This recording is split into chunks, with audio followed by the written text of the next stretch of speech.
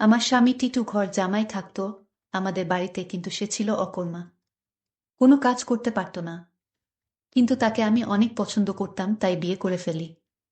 আমার মেজ ভাবির সন্তান হতো না, তাই আমার মেজ ভাই সবসময় মনমরা হয়ে থাকত আর ভাবিকে বলতো তোকে ছেড়ে দিয়ে আরও একটা বিয়ে করব।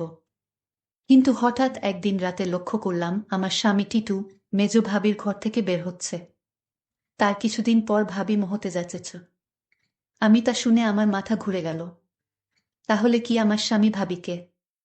তাহলে মূল ঘটনাটা খুলে বলি।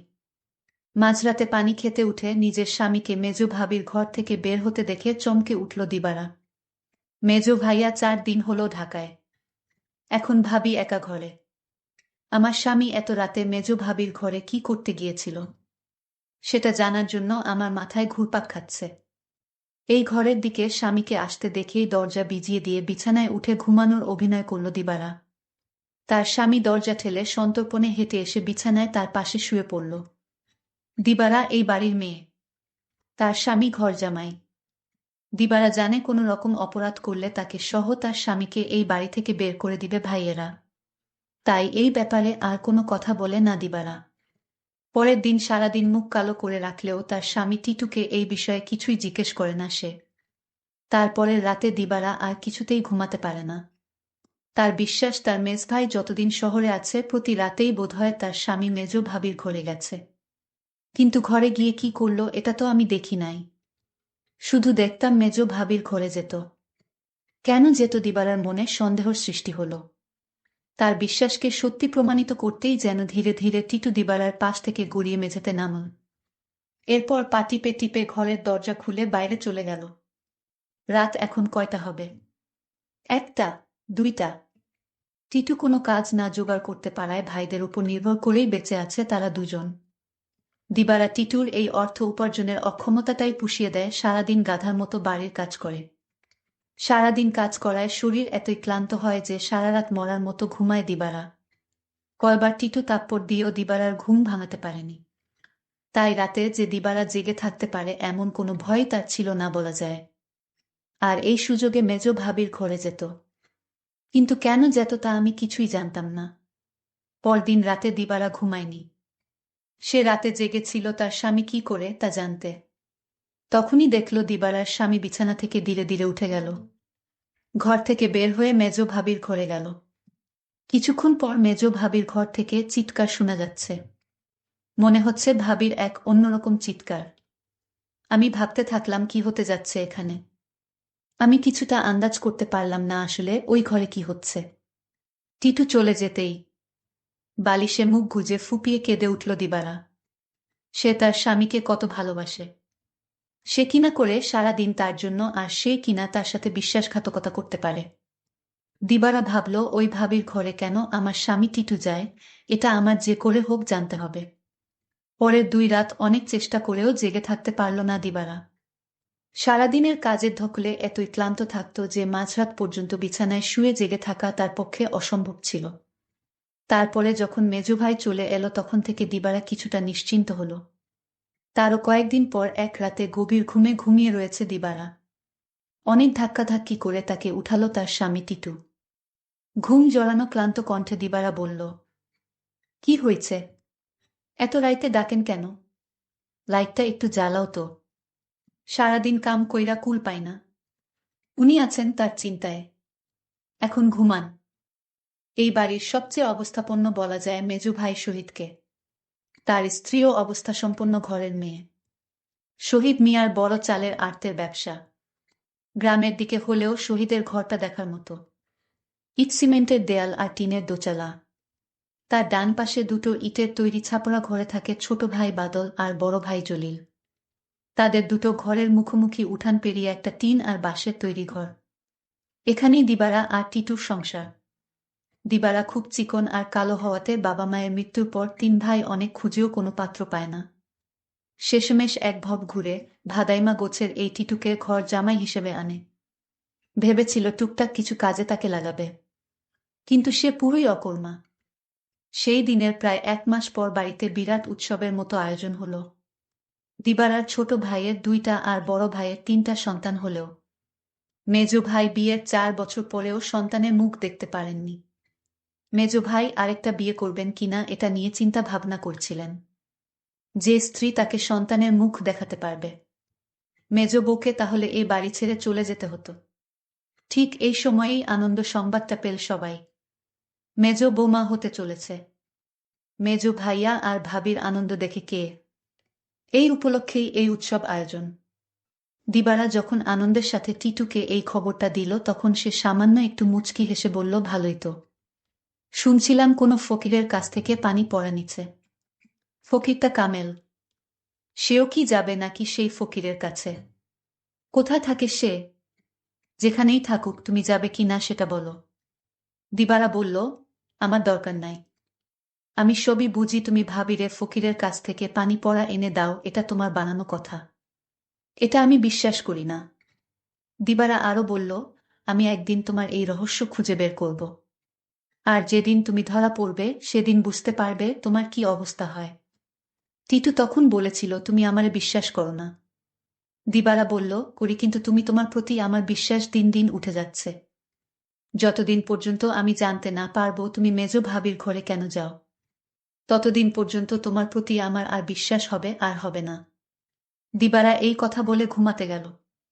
তার স্বামী টিটুও তার সাথে শোয়া ছিল, কিন্তু হঠাৎ করেই দেখল তার স্বামী বিছানায় নাই। তখন দিবারা চিন্তা পড়ে গেল, আজও চলে গেল। ভাবির রুম থেকে এক প্রকার চিৎকার আসতে শুরু করল।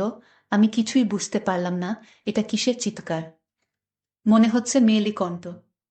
প্রায় 1 ঘন্টা পর দিবারা দেখতে ফেল মেজ ভাবির রুম থেকে বের হতে। দিবারার মনে দিন দিন সন্দেহ বাড়তে লাগল। তারপর দিবারা ভাবল, একদিন আমি জানালা দিয়ে দেখব তারা কি করে।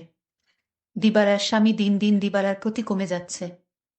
কিন্তু আজ 2 দিন যাবৎ দিবারার স্বামী মেজ ভাবির রুমে যাচ্ছে না, সেটা লক্ষ্য করল দিবারা। দিবারা তার স্বামী টিটুকে জিজ্ঞেস করল, কই, আজকাল তো তোমায় আর দেখি না ভাবির রুমে যেতে। তার স্বামী টিটু তাকে একটা তাপ্পড় মেয়ে বলল, তোমার বাবার বাড়ি থাকি বলে তুমি কি আমায় যা বলবে তাই মনে করবে? সবকিছুর ভিতর শুধু কি তোমার অধিকার আছে, আমার নেই? এর মধ্যে হঠাৎ খবর আসলো মেজ ভাবি মা হতে চলেছে। দিবারা সেটা শুনে থমকে গেল, কারণ মেজ ভাবির স্বামী মানে আমার মেজ ভাইয়ার তো সমস্যা ছিল। তাহলে কিভাবে সে মা হতে চলল? আমার মাথায় কোনো কাজ করছে না। আমার মনে সন্দেহ হতে লাগলো। দিবারা তার স্বামীকে বলল, আপনি এখন আর দেখি দিবারার রুমে যান না কেন? কখন কি করব সেটা আমার ব্যাপার। যাই হোক, আমি এবার অপেক্ষায় আছি কখন আবার আমার স্বামী তার রুমে যায় সেই প্রতীক্ষায়। এর কিছুদিন পর তার স্বামী টিটু ভাবির রুমে গেল। তারপর আমি জানালা দিয়ে যা দেখলাম তা দেখে আমার চোখ ছানা বড়া হয়ে গেল। দিবারা এই দৃশ্য দেখে সে বিছানায় শুয়ে কান্না করতে লাগল। ঠিক তখনই আমার স্বামী টিটু আমার রুমে এসে পড়ল আর আমায় বলতে লাগল, আরে শাহানা, লাইট জ্বালাও না, দেখ কি দেই। বিরক্ত হয়েই বিছানা থেকে নেমে লাইট জ্বালালো দিবারা। তারপর চকিতে এসে বসল। টিটু তার সবগুলো দাঁত বের করে হেসে পাঞ্জাবির পকেট থেকে এক জোড়া চুড়ি বের করল। আরেকটু কাছে আসো, পরায়া দেই। চুড়িগুলো দেখেই চিনল দিবারা এগুলো স্বর্ণের। আর এর মালিক যে মেজ ভাবি ছাড়া কেউ না, তাও সে ভালো করে জানে। সে ভয়ে ভয়ে ফিসফিস করে বলল, এগুলা তো মেজ ভাবির। তুমি পাইলা কই? আরে ভয় পাইও না, চুরি করি নাই। মেজ ভাবি আমারে দিচ্ছে। বলো কি? সে কেন দেবে? তোমারে একটা কথা কই। কই কই কইরাও এতদিন কইতে পারি নাই শর্মে। ভাবছিলাম তুমি আমারে ভুল বুঝবা, কিন্তু তোমারে আমি কি কিছু গোপন করি বলো। ভুল বুঝো না বউ। মেজ ভাই এইবার ঢাকায় যাওয়ার পর কয়রাত আমি মেজ ভাবির ঘরে গেছিলাম। টিটু আবার বলল, মেজ ভাই ঢাকা যাওয়ার পরে মেজ ভাবির কয় রাত খুব জ্বর হয়েছিল, কিন্তু তার যত্ন করার মতো কেউ ছিল না। তাই ভাবি কইল, দেখ টিটু, তোরে আমি ভাইয়ের মতোই দেখি। আমার সারাদিন ভালো লাগে, খালি একটু দুর্বলতা থাকে, কিন্তু রাত হইলেই জ্বর বাড়ে। তুই কি রাইতে আইসা আমার মাথায় একটু পানি ঢালতে পারবি? দিবারা অবাক হয়ে বলল, আমারে কইতে পারত। ছোট ভাবি, বড় ভাবি আছে। তোমারে কইল কেন? আমারে সারা দিনে জ্বরের কথা একবারও কইল না। টিটু মুখটাকে মলিন করে বলল, দেখলা, সব আমার কপালের দোষ। আমি জানতাম তুমি আমারে সন্দেহ করবা। আমি কি আর মাইনষে বিশ্বাস পাওয়ার যোগ্য? দিবারা এবার কাঁদো কাঁদো হয়ে বলল, না গো, আমি ওইটা বলি নাই। আমি তোমারে বিশ্বাস করুম না তো কারে করুম কও? তুমি ছাড়া আমার আর কেরা আছে? তুমি আমারে ঠকাইবা ফিরিসতা আয়সা কইলেও বিশ্বাস করুম না। এই না হইলে আমার বউ। শুনো, ভাবিরে কইলাম দিবারারে পাঠায়া দিবনে।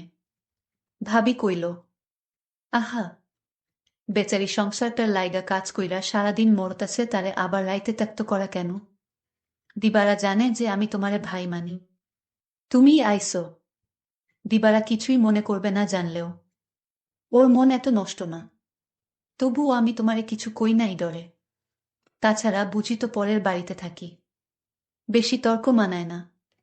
এই জন্যই আমি তোমার ভাবির রুমে গেলাম চুপি চুপি। কারণ রাতে তোমার ভাবির মাথায় পানি না দিলে কি তখন জ্বর ছাড়ত? আমি যদি ভাবির পাশে না থাকতাম আর মাথায় পানি না দিতাম তাহলে জ্বরে মইরা যাইত। এতদিনে ভাবিকে কবরস্থানে রেখে আসতে হতো। দিবারা তখন বলল, সবই বুঝলাম, কিন্তু একটা বিষয় আমার মাথায় ঢুকছে না।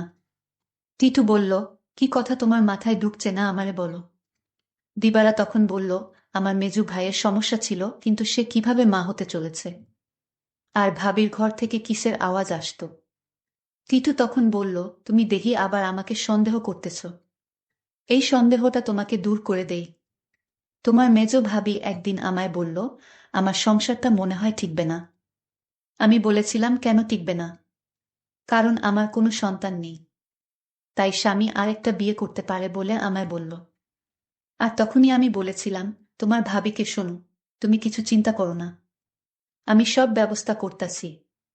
আমি তখন এক ফকির বাবার কাছে গেলাম। ভাবির সমস্যাগুলো খুলে বললাম। ফকির বাবা বলল, আমি তোমায় এক গ্লাস পানি পড়া দিব। সেটা 2-3 ফুটা করে সপ্তাহখানে খেতে হবে। তাও নিজ হাতে খেলে হবে না, তার স্বামী তাকে কাওয়াই দিতে হবে। তখন তো বড় ভাই বাড়িতে ছিল না। আমি কোনো উপায় না পেয়ে এক গ্লাস পানি পড়া নিয়ে আসলাম। আর এই ফকির বাবার পানি পড়া খেয়ে আল্লাহর রহমতে সে সন্তান লাভ করেছে, বুঝলে এবার দিবারা। আর তোমার ভাবির ঘর থেকে যে শব্দ আসতো সেটা ছিল এলইডির শব্দ। তুমি তো শুধু শুধু আমায় সন্দেহ করতে। দিবারার চোখ ভিজে উঠে। আহা, তার এই স্বামীকে আর ভাবিকেই নাকি সে ভুল বুঝেছে। কি বাজে চিন্তাই না করেছে সেই রাতে তার স্বামীকে ভাবির ঘর থেকে বের হতে দেখে। সে সিদ্ধান্ত নেয় তার সহজ সরল এই স্বামীকে আর কোনোদিন সন্দেহ করবে না সে। টিটু বলল, আমি সেবা যত্ন করাতেই তো ভাবি সুস্থ হইয়া গেল। তাই তো খুশি হইয়া দিল এই চুড়ি জোড়া, কইল দিবারারে দিও। তবে দিনের বেলা এটা পইর না, সাহানা। বুঝি তো পরের ঘরে থাকি, 5 লোকে 5 কথা কইব। দিবারা তখন কেঁদে কেঁদে বলল, আমি তোমাকে অনেক কষ্ট দিয়েছি, তোমাকে অযথা সন্দেহ করেছি, আসলে তুমি নিষ্পাপ। দিবারা বলল, তুমি মেজ ভাবির ঘরে গিয়ে মেজ ভাবিকে মায়ের মতো যত্ন করে সুস্থ করে তুলেছে, এরকম স্বামী এখনকার যুগে পাওয়া বড় কঠিন। দিবারা বলল, আমায় ক্ষমা করে দিও তুমি। তুমি ক্ষমা না করলে আল্লাহ আমাকে ক্ষমা করবে না। টিটু তখন হেসে বলল, আমি তোমাকে ক্ষমা করে দিয়েছি। বন্ধুরা, আজকের গল্পটি কেমন লাগলো তা অবশ্যই কমেন্ট করে জানাবেন, আর এরকম নতুন নতুন ভিডিও পেতে আমার চ্যানেলটিকে সাবস্ক্রাইব করে পাশে থাকবেন। ধন্যবাদ।